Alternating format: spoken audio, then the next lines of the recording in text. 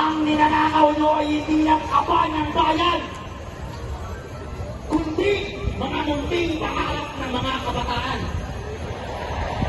Ako, bilang isang Pinoy, ay magsisilbing boses ng higit 100 milyong mga kababayan. Dahil mamamatay na sila sa pagiging bulag, pipi, bigay sa karasan na ginagawa ng bansa natin.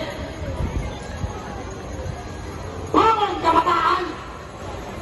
Tayo ang sagot na nakasaad sa kasaysayan. Bangon kabataan!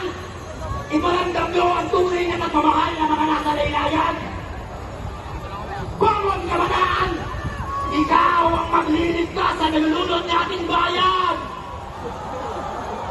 At tayo ang magsisilbing apoy sa pinatay na liwanag ng mga magnanakaw upang magsilbing gabay ng mga susunod pang henerasyon na hindi na muling ipa. Pero ito ay nanggaling sa puso at sa buong Pilipino. Mahal ko ang Pilipinas.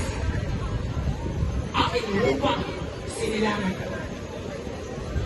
Kung para sa kalayaan ng bayan, buong puso ko itong pag-aalayan.